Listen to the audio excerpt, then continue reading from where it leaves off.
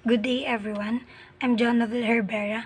I'm the second reporter of this topic about Indonesian literature. So let's begin to the Indonesian prose and poetry.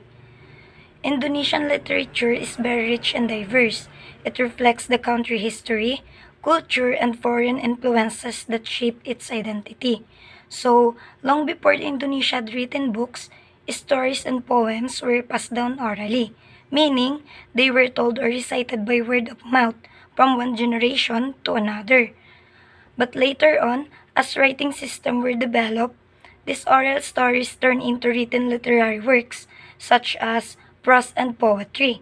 These two forms became important because they express the values, beliefs, struggles, and creativity of the Indonesian people. So, in short, literature in Indonesia is not only a form of art, it's also served as a way of preserving their culture and wisdom. So that's the Indonesian prose and poetry.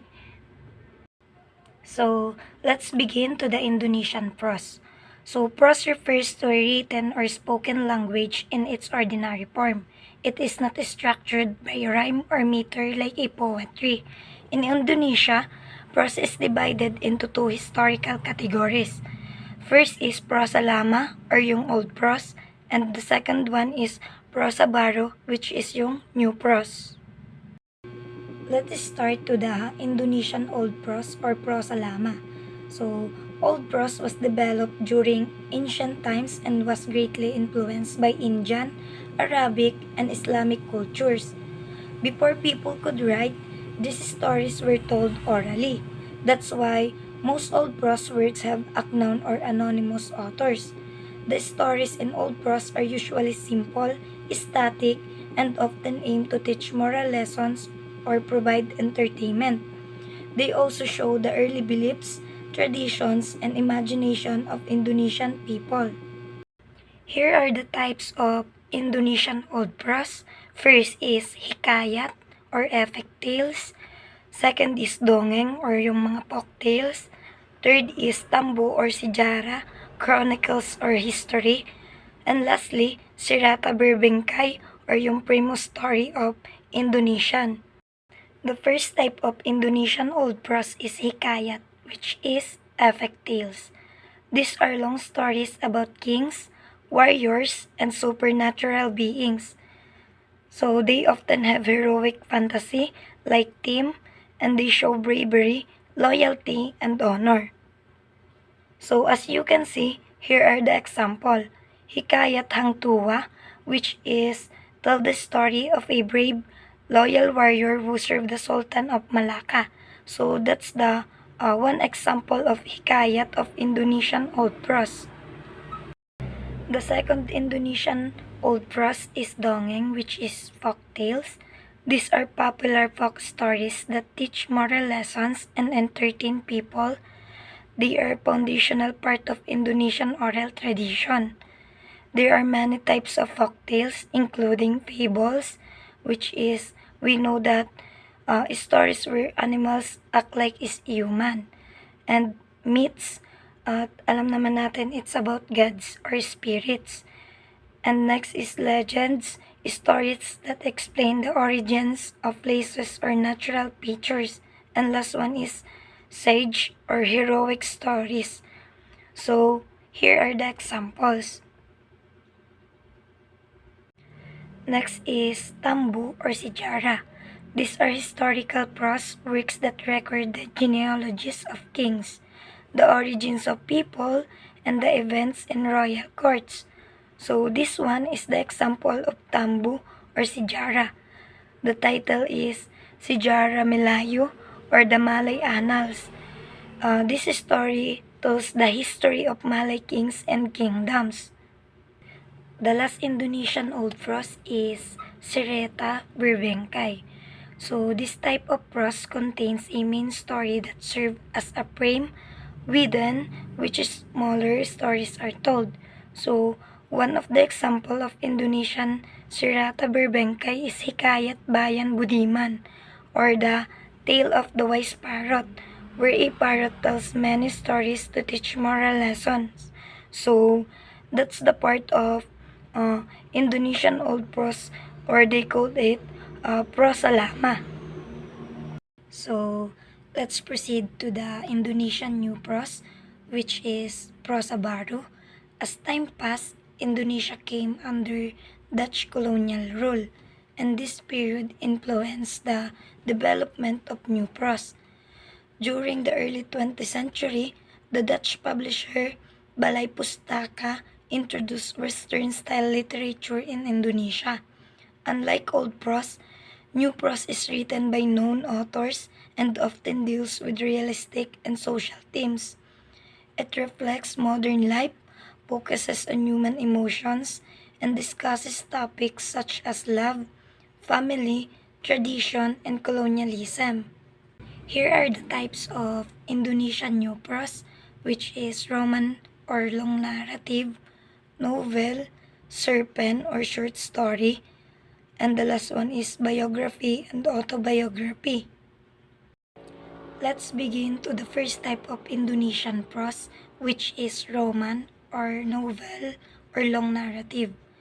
It is a long imaginative story that covers a large part of the character's life from youth to adulthood. So it is usually deals with social issues, love, and moral struggles. So that's the example of Roman. Sala Asuhan by Abdul Muiz. It shows the effects of Western influence. And the second one is City Norbaya by Mara Rusli. It tells about love and the conflict between modern and traditional values. So, the two books is the example of roman or long narrative of Indonesian new prose. So, the second Indonesian new prose is novel, similar to roman but it's shorter. So it focusing on one main conflict or event that changes the character life. So the example of novel in Indonesian new prose is Keluarga Guerrilla by Pramoja Anantatur. So it is about a family struggle during war.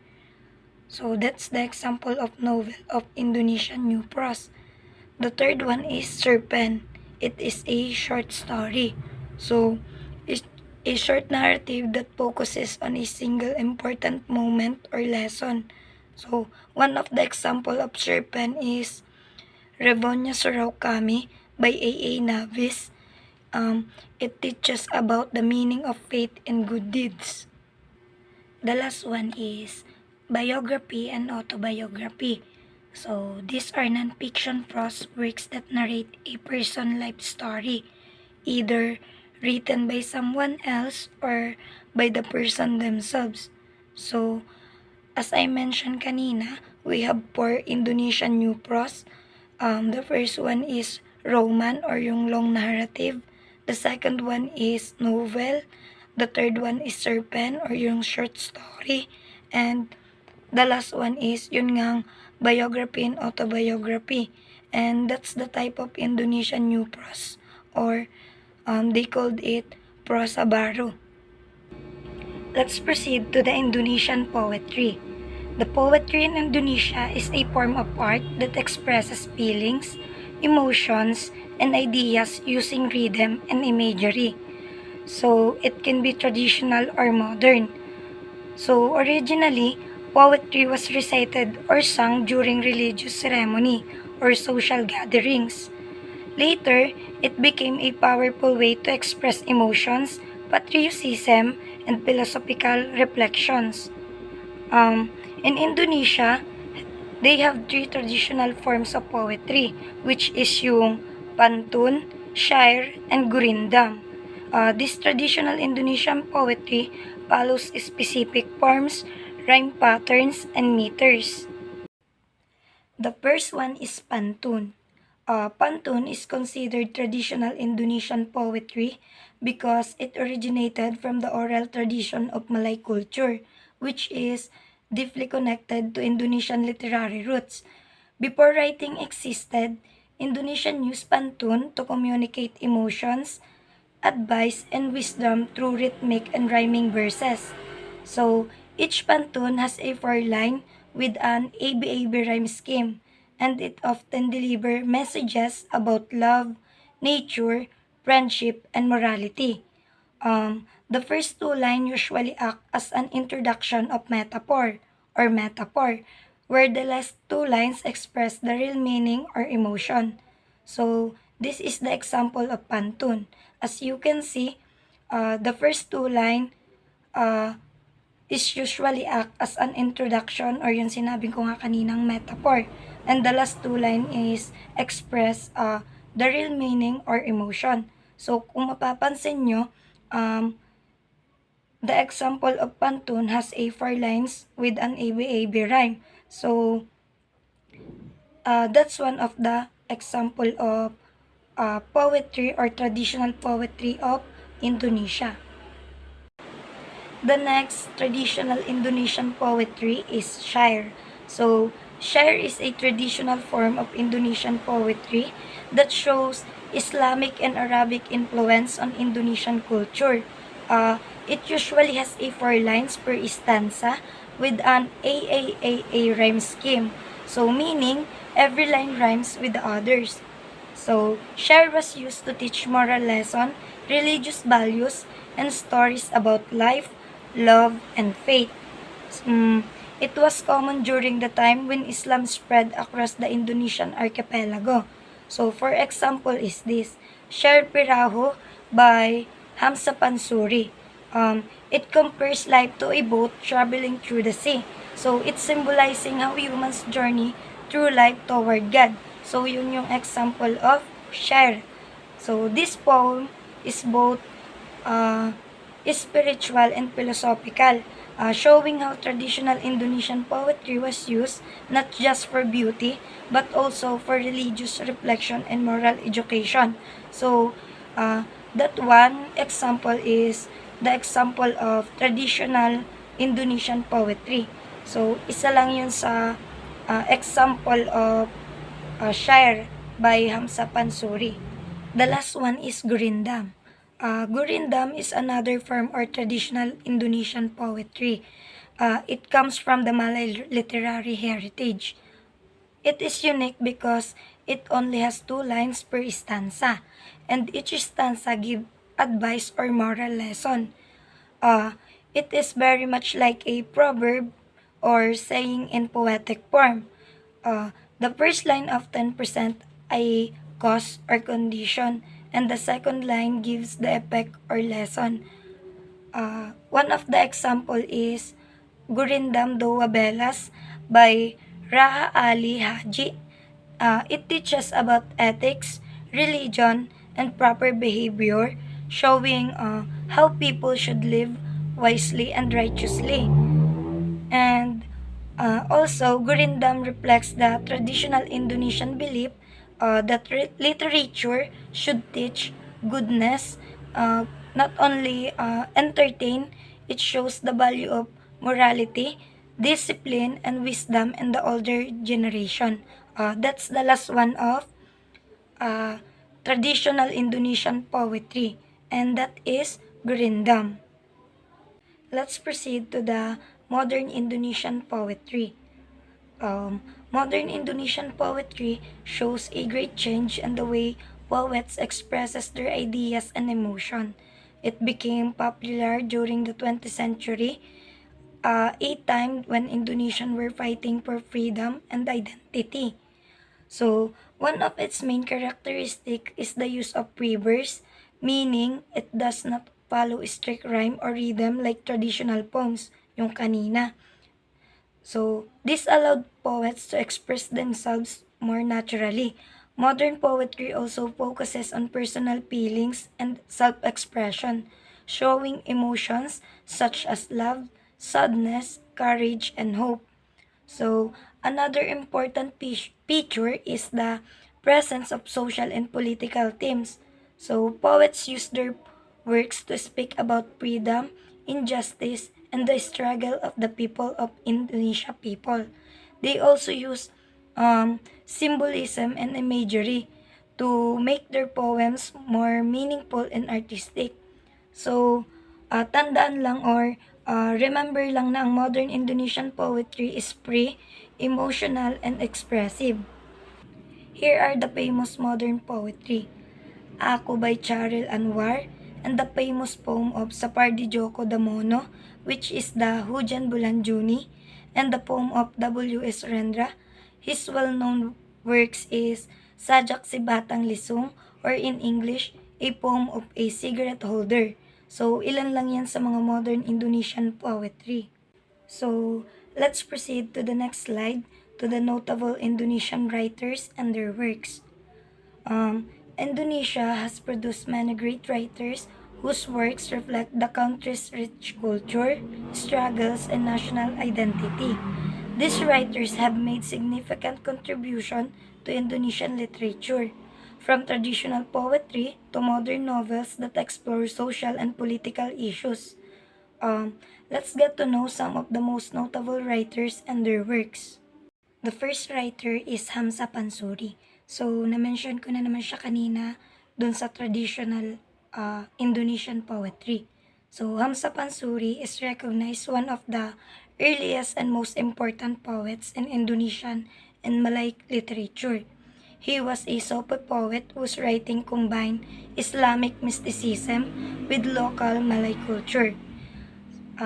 His famous work is Hervera, or in English is the boat poem, uses the metaphor of a boat to represent the human soul's journey toward God. His poetry not only expresses deep spiritually but also shows how early Indonesian literature blended religion and local wisdom. The next writer is Mara Rusli.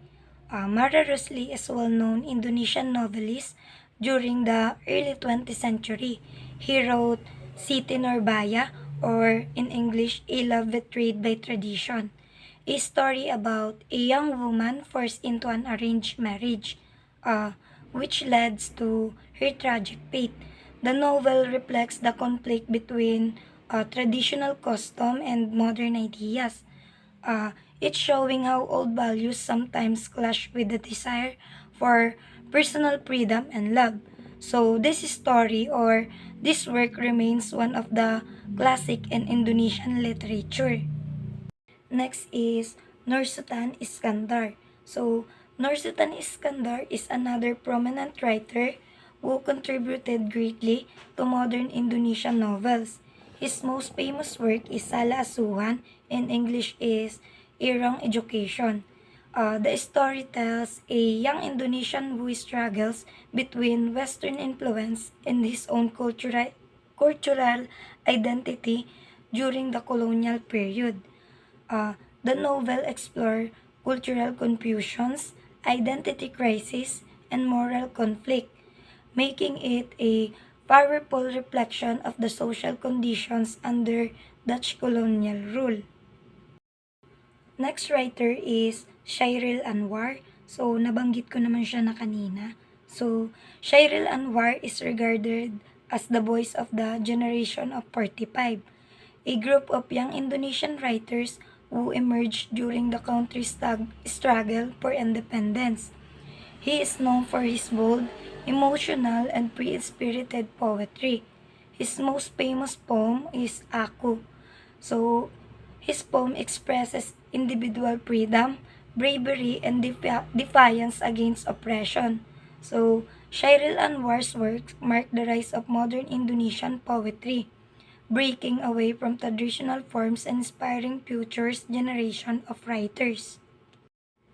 The last writer is Premoja Anantatur. So, Premoja Anantatur is considered Indonesia's greatest and most influential novelist. His masterpiece, Bumi Manusia, or This Earth of Mankind, is the first book in his famous Buro Quartet. The novel portrays the struggle of Indonesian under Dutch colonial rule, focusing on education, social injustice, and national identity. Pramoja writings often highlight the fight for freedom, quality, and human dignity. Even though he was imprisoned for his political views, his work continued to inspire readers around the world. So, These writers from Hamsa Pansuri, spiritual poetry, to Pramodia Anantatur, nationalistic novels, represent the evolution of Indonesian literature. Through their works, they express the nation's journey from tradition to modernity, from colonialism to independence. Their writings not only shape Indonesia's literary identity but also preserve its history, culture, and values for future generations. So, that's the end of our report po ni Ms. Daniel Francisco about Indonesian literature. And lastly, let's talk about one of the famous folktale of Indonesia, which is Gono and Goyo. So, Gono and Goyo is a well-known Indonesian folk story that comes from Central Java, one of the main islands of Indonesia. This story has been passed down orally from generation to generation, meaning it was told by word of mouth long before it was ever written down. Like many folktales, it reflects the values, beliefs, and sense of humor of traditional Indonesian literature or culture. Unlike Hervera, which is more spiritual and poetic, the story of Gono and Koyo is considered a moral fable. So, a moral fable means that the story of teach a lesson about right and wrong through the action and experiences of the characters. The summary of story of Gon and Koyo is revolves around two mischievous thieves named Gono and Koyo. They are known for being poor but clever. So one day, they decide to steal from a rich man, thinking it would be an easy job. So however, their plan does not go as expected. So while planning to escape after being caught, they jump into a river to hide, but the river starts to flood. In desperation, they begin to pray and promise to become a good people if they survive. Miraculously, they are saved, but after the danger passes, they forgot their promise and return to their old habits. So, yun nga, yung pagiging mischievous thieves nila. So, it means it also reflects the humorous side of Indonesian culture, using comedy and irony to deliver moral lesson, making it both entertaining and educational. So, Gona and Koyo's story is one of the famous folktales of Indonesian literature. That's the end of our report po ni Ms. Daniel Francisco about Indonesian literature, and thank you for listening to our discussion.